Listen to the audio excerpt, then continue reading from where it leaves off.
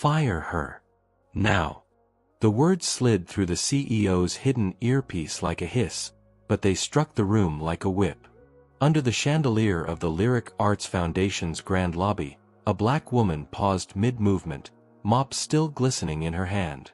She blinked once, then lowered her eyes, as if the command wasn't meant for her, though she knew it was. Maya Brooks had perfected the art of erasure. 4 years of night shifts had trained her spine to bend, her steps to soften, her breath to vanish beneath the hum of fluorescent lights. She wasn't a woman with a degree, or a woman with debts, or a woman who had once spoken Mandarin with professors at Beijing University. She was a uniform. A gray smear against marble. Disposable. The gala preparations thundered around her, heels clacking, laughter rehearsed, clipboards snapping shut like verdicts. Adrian Vale, the Foundation's CEO, smoothed his lapel with a flourish that belonged to cameras, not to truth. He did not glance at Maya as he murmured again, quieter this time. Get her out of sight before Mr. Liang arrives. We can't have distractions. A manager in a black suit nodded, tugging at his tie, eyes darting toward Maya with the mix of discomfort and authority she knew too well. That half look, that half shrug, the silent message, you're in the wrong place. You always were. Maya's chest tightened. Not from shame, though she'd swallowed more than enough of that in a lifetime, but from rage wrapped in silence. Her grandmother used to say, "Baby, the world will try to erase you. Don't help it." But survival had a different rule. Stay quiet, stay small, stay safe. She dipped the mop once more into the bucket. Dirty water clouded, swirled, cleared. Her hands worked without thought, but her mind sparked.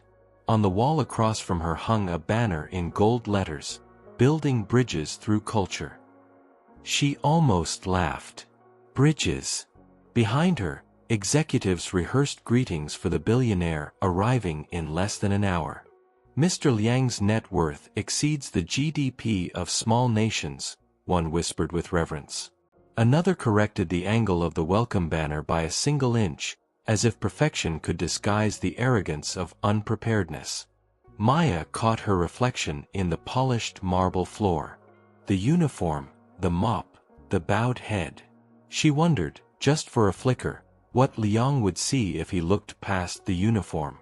If he heard her instead of the app. If he knew that the distraction, sweeping their stage tonight, spoke his language better than most of the board combined. But then the manager cleared his throat. "Brooks, finish that corner and disappear." Disappear. The word lodged like a stone in her chest. She pressed the mop harder, streaking water across marble that would soon reflect champagne glasses and flashbulbs. She thought of her student loan notifications buzzing on her phone in the break room, of the degrees rolled in cardboard tubes under her bed, of the unanswered job applications piling in her inbox. She thought of her grandmother's hands, dark, cracked, unyielding, scrubbing someone else's floor, humming to herself to remind the world she was alive. Maya wanted to hum. She wanted to scream. Instead, she moved silently toward the service hallway, the words still echoing in her ribs. Disappear. But something inside her, something stubborn and ancient, whispered back, not tonight. Morning light shattered into prisms through the Lyrics glass atrium, turning the lobby into a cathedral of money and taste. Velvet ropes unfurled. Florists floated past with armfuls of white peonies, the kind that open like secrets when the room is warm enough. Everything smelled like intention and lemon polish. Adrian Vale ruled the space as if it were a stage he'd personally commissioned. He had the posture of a man who existed for donor dinners and magazine covers. A precise tilt of the chin, an unblinking smile, the soft tyranny of perfect hair. "Let's remember," he said to the semicircle of department heads, "tonight is not about a signature. It's about a story. The way cultural exchange trust will hear we are the future. Borderless, frictionless, flawless." He tapped the chrome pedestal beside him where a sleek tablet waited. And this, a fingertip on glass, is our interpreter. Zero human error. A few nods. One breath held too long. Ethan Corbett, head of development, clutched a deck so polished it reflected his cufflinks. We'll keep the slides moving, sentiment first, logistics later. People invest in feelings, then justify with spreadsheets. Best practices. Dr. Sana Rahman, program director, cleared her throat. I still recommend a live interpreter on standby. Mr. Liang prefers Mandarin in business contexts. It's not just words, it's nuance. Adrian's smile didn't waver. Sana, we ran the AI through 4 rehearsals and 2 stress tests. It transcribed the minister's keynote last quarter to the comma. Besides, interpreters slow the music. Nuance slows disasters, Sana replied, too gently to sound defiant. Ethan chuckled. Our guests appreciate efficiency. And optics. A booth with headsets? Feels very trade show. Sana looked past them, through glass and light, to where staff moved like tide. Caterers, ushers, security. And Maya, gray uniform, utility belt, eyes down, steps careful. Optics, Sana murmured, not sure if anyone heard. They did. They just chose not to. Adrian clapped once. Positions, please. Doors at 1800. Mr. Liang arrives at 1815. The lyric adjusted its collar. Lighting shifted warmer, sound checks softened to whispers. The chandelier glittered with the discipline of 1,000 rehearsals. Even the air seemed curated. In the staff corridor, the rules were older and colder. A laminated sheet on the wall read, "Service exits only. Be invisible." Someone had underlined invisible in red, then tried to scratch it out. The red still bled through. Maya rolled a microfiber cart past racks of champagne flutes, each one cupping a circle of light. Her phone pinged, loan past due, action required. She silenced it without looking. On the bottom shelf lay a small stack of study cards frayed to velvet, terms of art in Mandarin, cross-border compliance codes, abbreviations she could recite backward if you woke her at 3 a.m. Brooks, a floor manager said, popping into the corridor like a jack-in-the-box of urgency. He didn't meet her eyes. He never did. Atrium, then East Gallery, then out of the lobby before 6. We need the floor seamless. And, he gestured vaguely at her, let's keep operations discreet. Yes, sir, Maya said, because there were 100 ways to say no and all of them cost rent. She moved. The mop became a metronome. Dip, press, glide, dip, press, glide. A rhythm to survive by. From the atrium, she could hear rehearsals, Ethan testing his joke about culture without customs lines, the sound crew layering applause, Adrian practicing a pause after the word bridge. When Maya paused to ring the mop, she caught a glance in the glass, a woman framed by light and wealth and a life she paid for in breath. She forced her gaze back to the floor. Sana appeared at her shoulder, softer than a shadow. Hey, Maya. Maya straightened. Director. Just Sana, she said, the corners of her mouth lifting. How's your night? It's starting, Maya said. And yours? Sana looked toward the atrium. Complicated. They stood like that for a moment, 2 women holding different parts of the same building upright. Sana's voice lowered. How's your Mandarin these days? Maya blinked. The question didn't float like small talk, it landed like a bridge laid between cliffs. Not rusty, she said. I read the municipal bulletin this morning. Of course you did, Sana murmured, a small smile slipping free. Then the smile thinned. If anything, if anyone, makes you feel smaller than you are tonight, come find me. Maya nodded. She didn't say that happens every night. She didn't say you can't be everywhere. She said, thank you. Sana returned to the stage of power. The building resumed its script. At 1759, the atrium was a still ocean. Uniformed ushers flanked the doors, a penthouse of peonies floated over an island of canapes, and the tablet/interpreter blinked its ready light like a calm heartbeat. Ethan practiced the first slide again. We don't just host art. We host the future. Swipe. By partnering with communities across oceans, swipe. And removing barriers with technology. He beamed at his own cadence.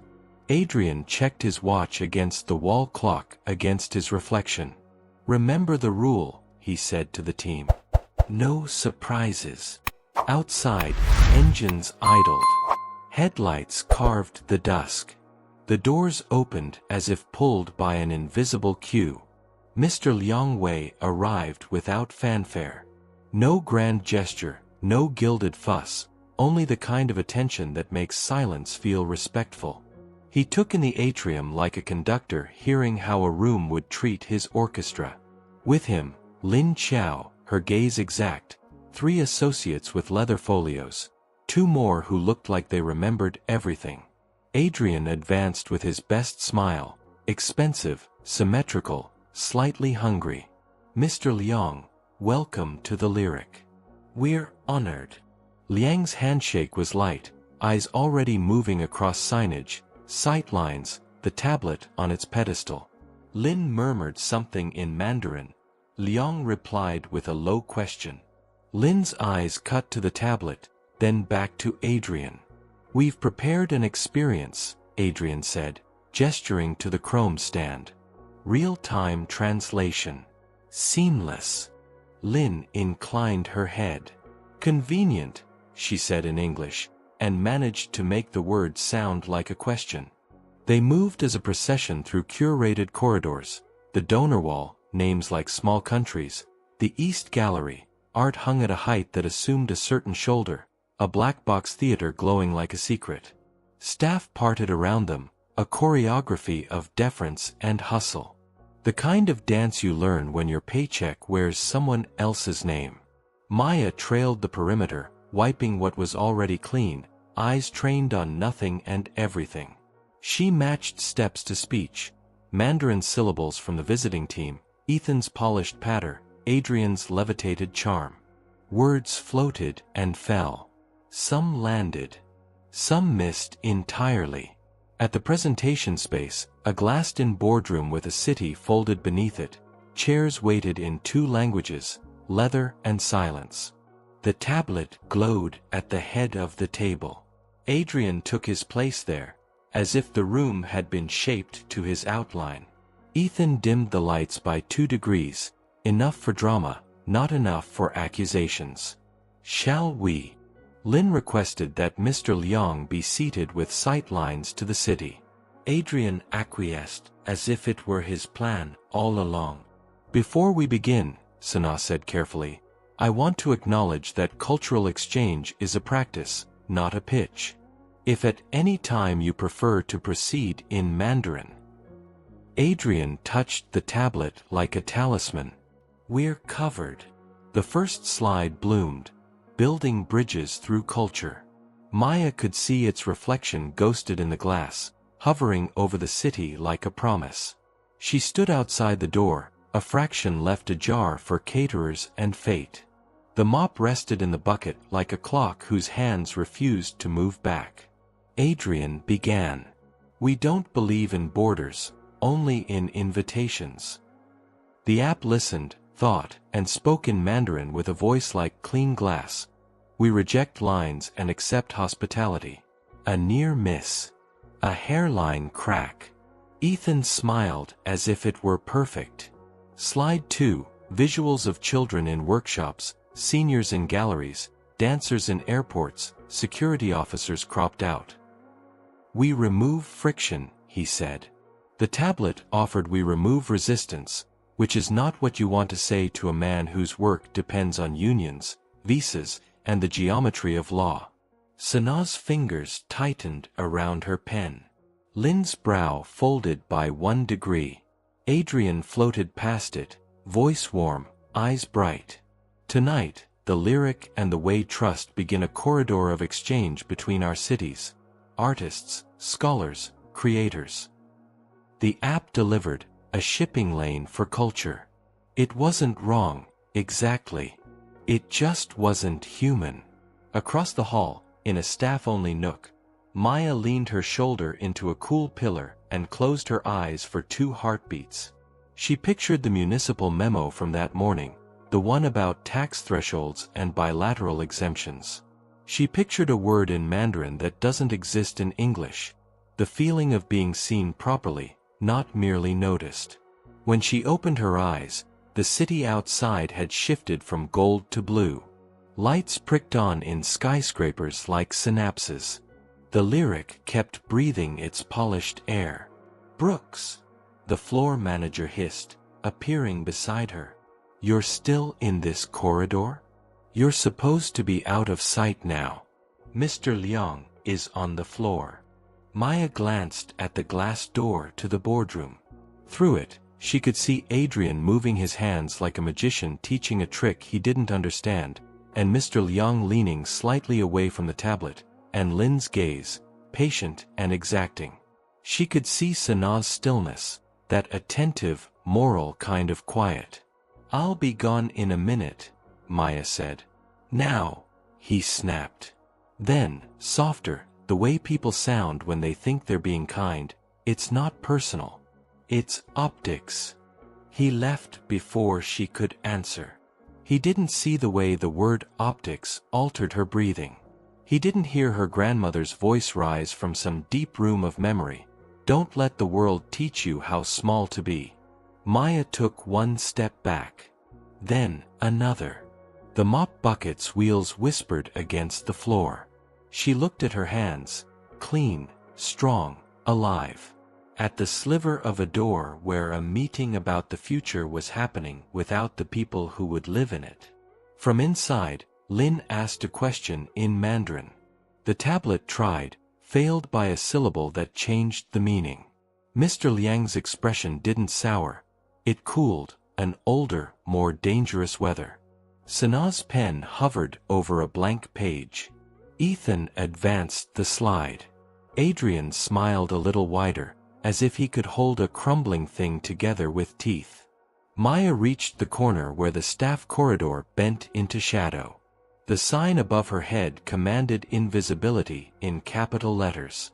She let her hand rest on the wall, on the red underline someone had tried to erase. The gala had a rule. The building had a rule. The city had 1,000. She breathed once, twice.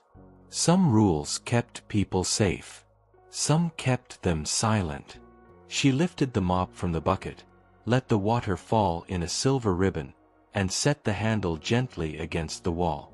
"I'll be gone," she whispered to no one, to everyone, "when I choose." And the room beyond the glass kept talking about bridges while a woman in gray decided whether to become one. The city never slept, but the staff lounge of the Lyric was always too quiet, as if even noise obeyed hierarchy. Plastic chairs lined the wall. A vending machine buzzed with tired neon. And in the far corner, Maya sat with a paper cup of coffee that had lost its courage hours ago. On the table before her lay the fragments of 2 lives. A battered phone screen flashing, "Student loan payment overdue." And a neat stack of flashcards, Mandarin characters written in her looping hand, annotated with economic jargon most executives in the building wouldn't recognize. She turned one card over. 税收优惠. Tax incentive. She whispered the syllables under her breath, her accent precise, her tone confident. Then her eyes drifted to the certificate tube tucked into her bag. Inside, her master's degree in East Asian linguistics and international business. A prize she had once carried across the Pacific like a crown. Now it lived rolled in cardboard, its ink pressed against silence. The lounge door creaked. A custodian passed, nodded, left. No one else saw her. Maya thought back to a Beijing winter. She was 22, cheeks pink with cold, her professor gesturing at the whiteboard. "Language is not translation," he had said in Mandarin. "Language is culture's bloodstream. Misuse it, and you starve the heart." She'd written it down, underlined it twice, dreamed of building a career where she could be the bridge others stumbled across. Then came the job applications. The polite rejections. The less polite silences. Interviews that ended when they saw her skin before they heard her voice. A hiring manager once smiled thinly and said, "We already have diversity." So she folded herself into uniforms. Cleaning shifts. Service shifts. Invisibility as a paycheck. Her grandmother's words returned like gospel. "Baby, they will try to make you believe you're lucky to be unseen. But your worth is not a secret." Maya tapped her flashcards into a stack, tucked them away, and stood. Outside, the lyric glittered like a crown. Inside, the walls whispered a truth she knew too well. Brilliance hidden in plain sight isn't an accident. It's a design. She clocked back in. The mop handle was smooth in her hand. The bucket wheels squeaked like a small protest. She pushed forward anyway. Tonight, she told herself, the gala would come and go. Lights, champagne, applause. She would vanish before the cameras. That was the script. But deep in her chest, a different rhythm beat. An old, stubborn rhythm. One that hummed in Mandarin and in English, in lullabies and in policy papers. A rhythm that whispered of bridges, of battles, of truths too heavy to stay hidden forever. The Lyric Arts Foundation had been scrubbed into a jewel. Marble floors gleamed like ice. Every vase of peonies opened exactly on cue, as if they'd been bribed by sunlight. The air itself seemed rehearsed, soft, perfumed, expensive. Executives lined the atrium like actors before a curtain rise. Adrian Vale stood center stage, his tie knotted to perfection, his smile measured to the millimeter.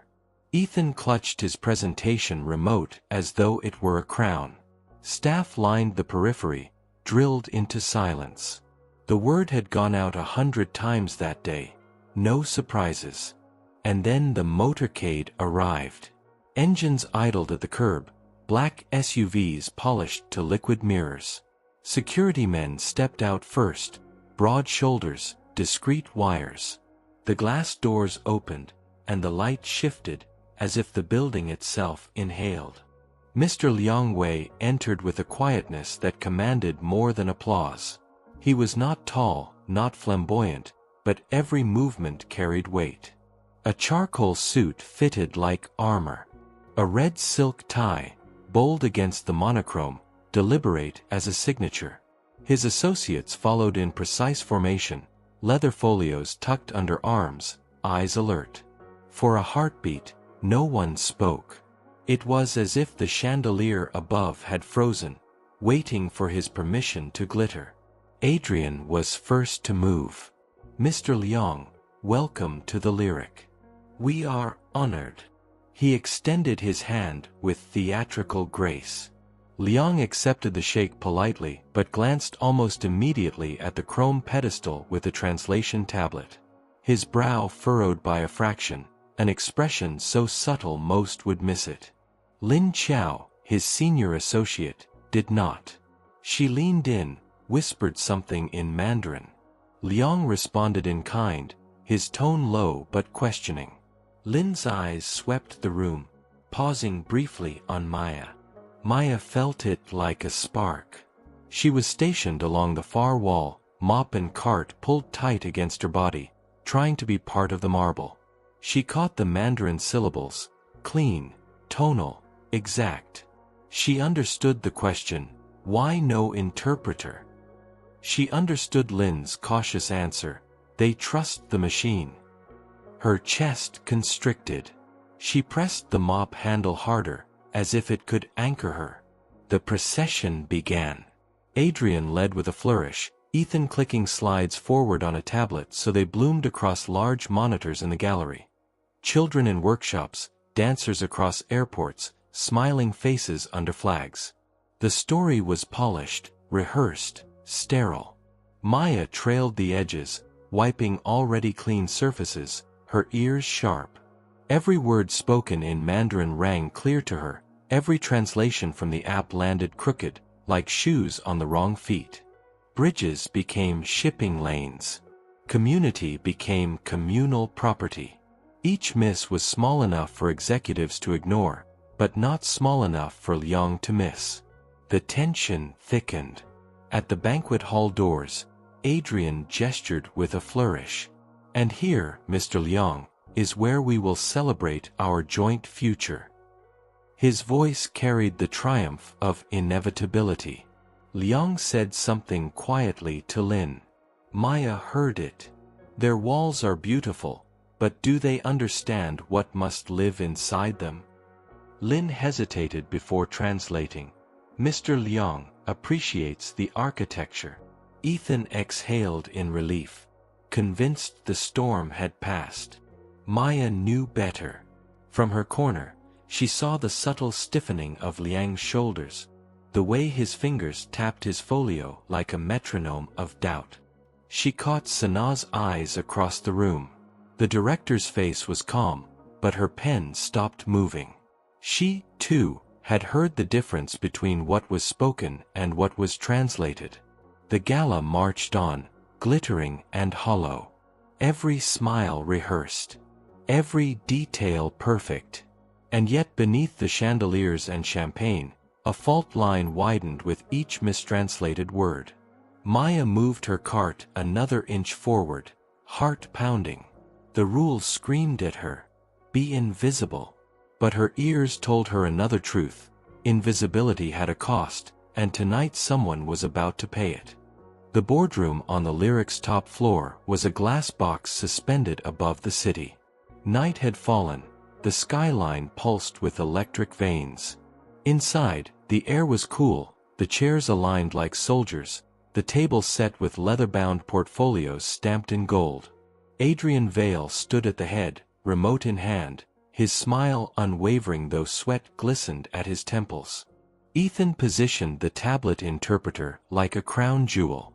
Dr. Sanaa Rahman sat near the edge, pen poised, eyes sharp.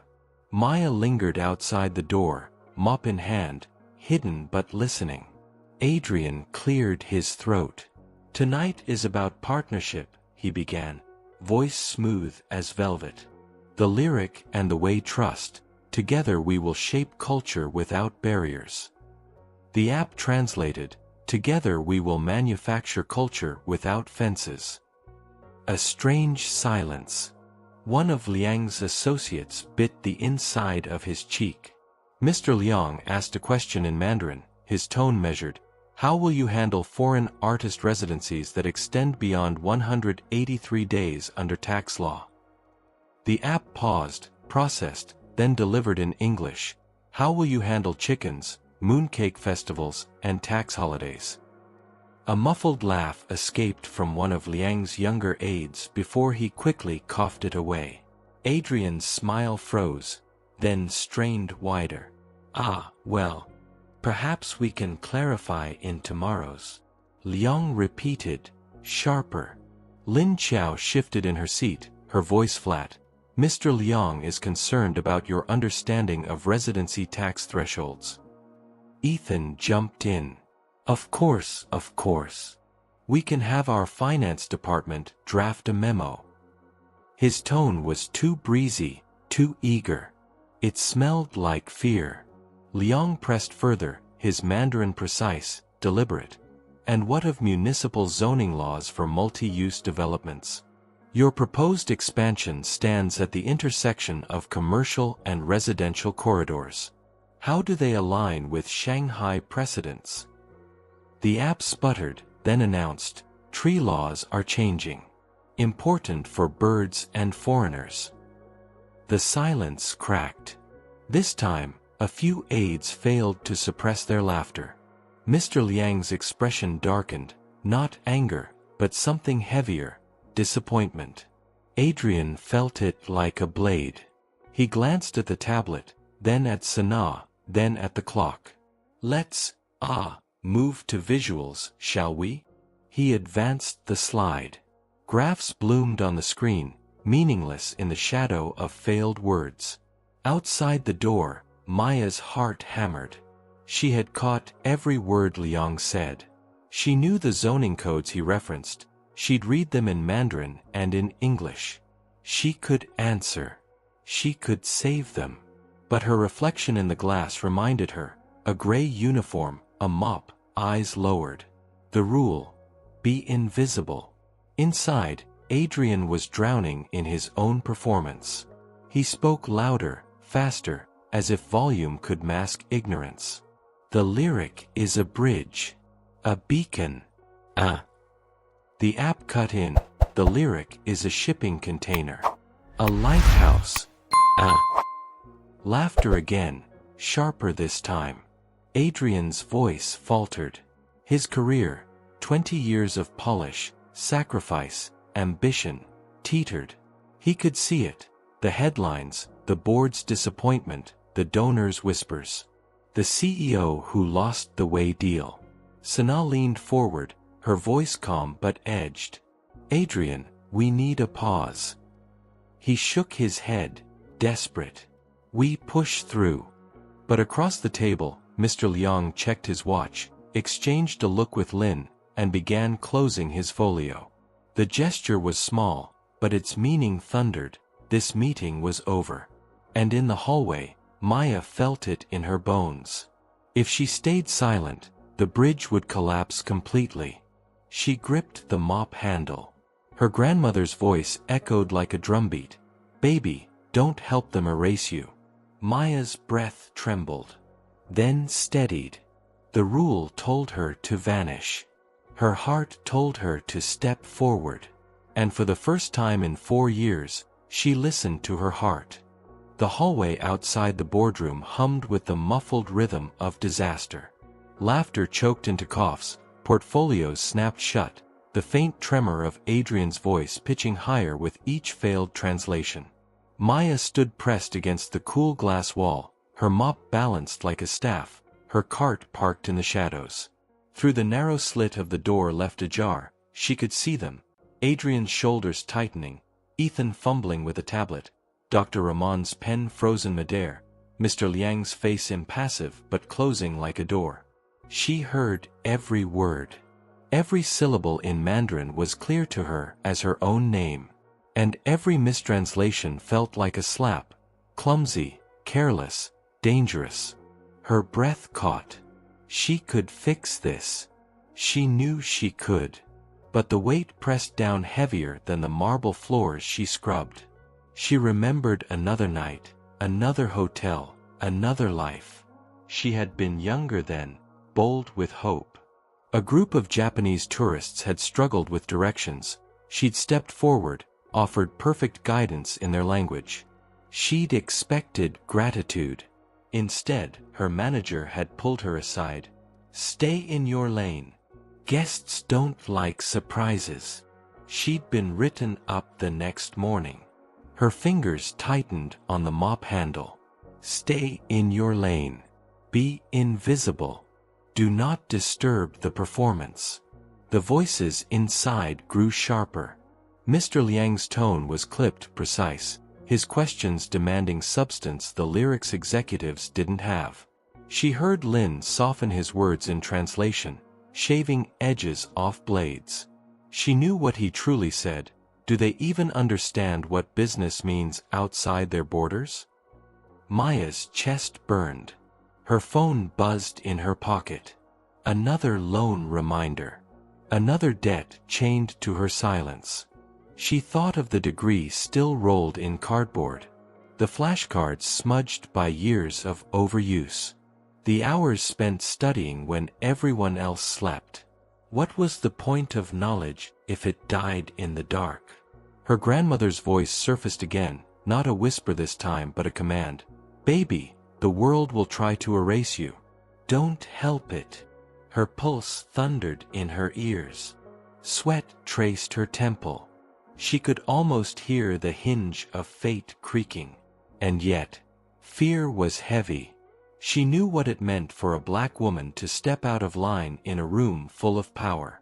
She knew the risk of being labeled disruptive, presumptuous, unprofessional. One wrong step, and invisibility could become unemployment. Her breath shivered, broke, steadied. Through the glass, she saw Adrian falter completely, his words stumbling, his voice cracking. The screen behind him glowed with useless graphs. Mr. Liang closed his folio fully. That was the end. The deal. The future. And for Adrian, his career. For Maya too. Because if the lyric lost this, there would be no expansion, no new positions, no chance, ever, for someone like her to be seen. Her decision pulsed in her chest like a drum. Silence was safe. Speaking was everything. She let go of the mop handle. It clattered softly against the marble, like a gavel calling the room to order. Maya straightened her back.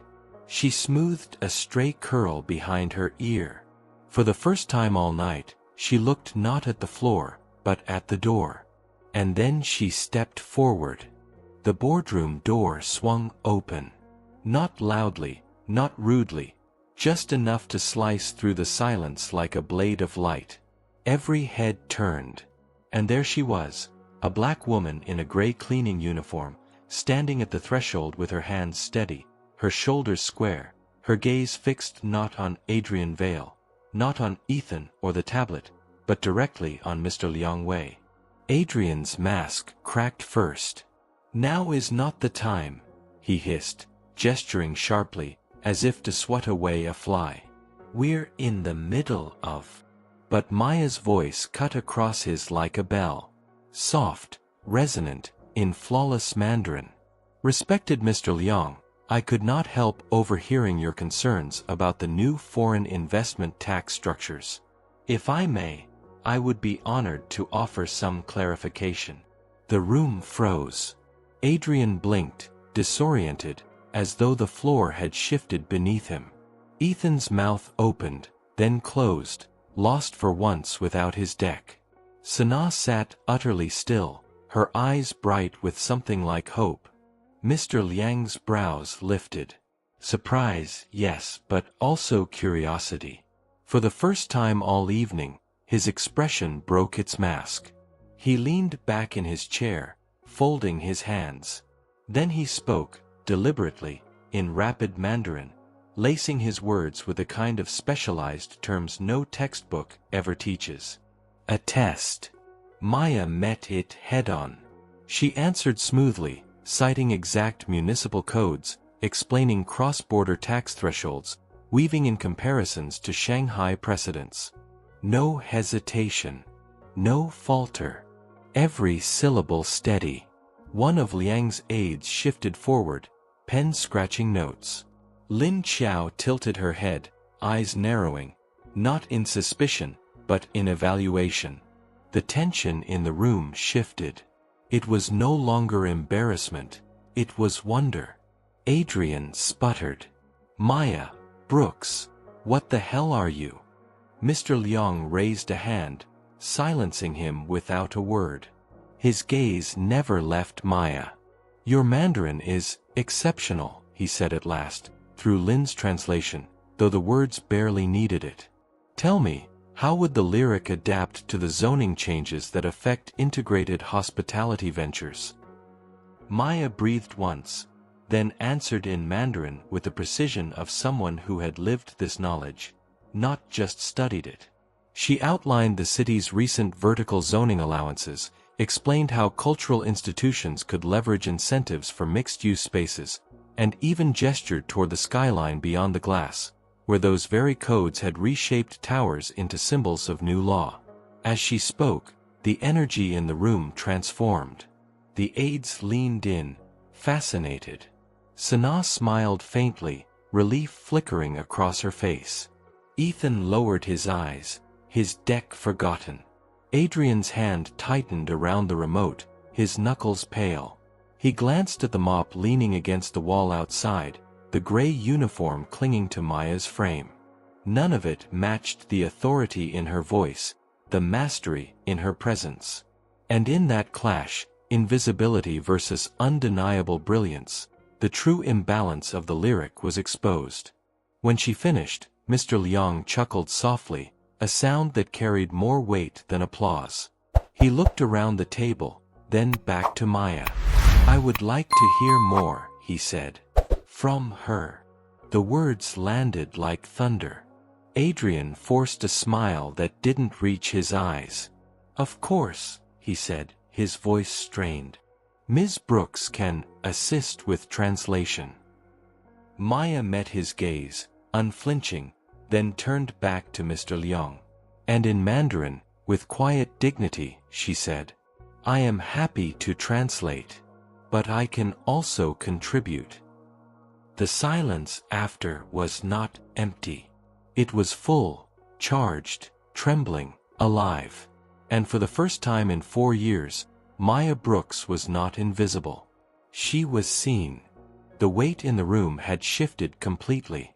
What once belonged to Adrian's polished speeches now rested in Maya's steady voice. Mr. Liang leaned forward, eyes sharp. "Tell me," he said in Mandarin, "how does a woman with your knowledge find herself cleaning floors instead of shaping policy?" The question cut deeper than any mistranslation. Maya inhaled. Her voice in English was calm, but every word carried fire. "Because when you are a black woman in spaces like this, people see your uniform before they see your resume. They hear silence before they hear your language." The aides exchanged glances. Lin Chao's eyes softened. Dr. Rahman lowered her pen, nodding faintly. Adrian bristled. "That's not fair." But Liang's gaze pinned him still. "What is not fair," he said, "is wasting brilliance you already have. You failed to see her because you did not want to look." Adrian's throat worked, but no words came. Maya continued, shifting back into Mandarin. She spoke of cultural blind spots, of the arrogance of trusting machines over people, of the cost of silencing voices like hers. Not angry, measured, undeniable. When she finished, silence spread across the table. Not awkward this time. Reverent. Liang nodded slowly. "You have shown me what this institution truly is, not its marble floors, not its screens, but its hidden people. That is where strength lies. That is where truth lives." Adrian slumped in his chair, the battle lost. The deal, however, was not. For the first time, all eyes were on Maya, not as invisible labor, not as a disruption, but as the bridge no one else could build. The meeting ended not with applause, but with respect. Mr. Liang rose first, extending his hand, not to Adrian, not to Ethan, but to Maya. "You are the reason this conversation has meaning," he said in Mandarin. Then, switching briefly to English, "Your voice changed everything." He pressed a black business card into her palm, his personal card, embossed in gold. Gasps flickered through the room. It was more than contact information. It was recognition, a doorway. Adrian forced a smile, murmuring promises of future discussions. But the hollowness was obvious. He had been replaced as the voice of authority, his veneer stripped bare. Maya, however, stood steady. She didn't bow, she didn't shrink. She simply thanked Mr. Liang, her dignity intact. A month later, the lyric lobby looked the same. Polished marble, curated flowers, but something beneath the surface had changed. Maya no longer pushed a cart. She walked in tailored charcoal, heels tapping with quiet confidence. Her badge read, Director of International Relations. In her new office, sunlight spilled across a desk where her Beijing diploma finally hung on the wall. Next to it, a framed letter of intent from the Wei Trust, confirming the investment Adrian had nearly lost. On the conference screen behind her, a new initiative flickered alive, Hidden Voices, recognizing talent beyond titles. Staff from every department filled the room, maintenance workers, servers, clerks, each invited to share skills long ignored. Some spoke of degrees left off resumes, languages kept secret, dreams deferred. Maya listened, nodded, and promised. Here, you will be seen. Adrian watched from the back, silent, his jaw tight. He knew he had been given a second chance only because Maya had saved him from collapse. But the narrative was no longer his to write. That night, Maya stood in the lobby again. The chandelier glittered, the marble glowed, but she was no longer a shadow on its floor. She remembered the word that had once crushed her. Disappear. Now, she whispered to herself, standing tall. I will not. Her reflection in the glass looked back, confident, visible, whole. And for the first time, Maya Brooks knew, she had not just translated words. She had rewritten the story.